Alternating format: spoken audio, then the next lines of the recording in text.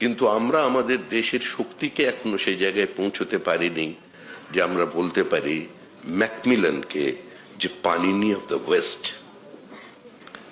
আমরা কোথা থেকে এসেছি সেই স্মৃতি আমাদের কিছু জায়গায় বিস্মৃত হয়ে গেছে। আমাদের কিছু মানুষ আমাদের পরাধীন করে শিখিয়ে দিয়ে গেছে যে তোমরা সভ্য ছিলে না,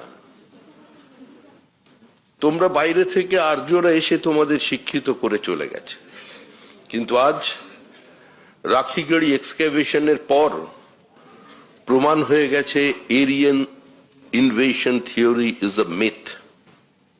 30 বছর আগে পৃথিবীর বিভিন্ন বিশ্ববিদ্যালয়ে যা পড়ানো বন্ধ হয়ে গেছে, আজও কিন্তু সেই পাঠ্যক্রমের মধ্যে আমরা আছি।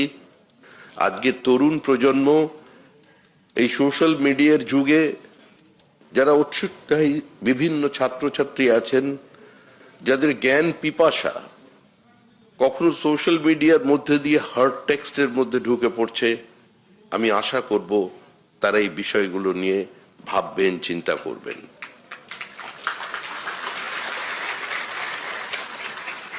আমাদের বোঝানো হয়েছে আমরা কোনোদিন এক ছিলাম না, আমরা মেনে নিয়েছিলাম ইউনিটি এবং ডাইভার্সিটি।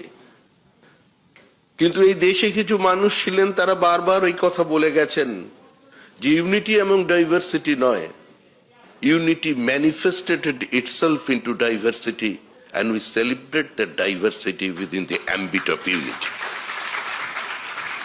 আজকে তরুণ প্রজন্মকে এই বিষয়ে জানতে হবে যে আপনি যে দেশের মানুষ, যে দেশে আপনি জন্মগ্রহণ করেছেন, সেই দেশ পৃথিবীকে প্রথম জ্ঞানের আলো স্পর্শ দিয়েছিল।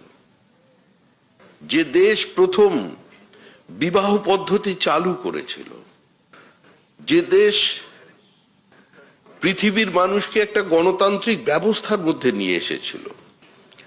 গ্রিস তার ডেমোক্রেটিক সেটআপকে 99 সালের বেশি ধরে রাখতে পারেনি, কিন্তু আমরা 1000 বছর ধরে আমরা আমাদের এই গণতান্ত্রিক ব্যবস্থাকে আমরা রেখে দিয়েছি।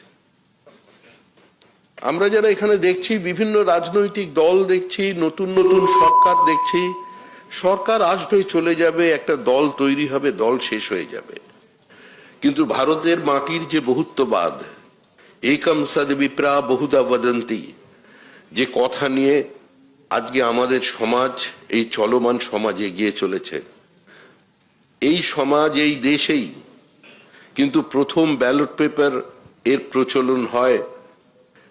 আজকে তামিলনাড়ুতে চোলেরা তারা তালপাতাকে ব্যালট পেপার হিসেবে ব্যবহার করেছিলেন।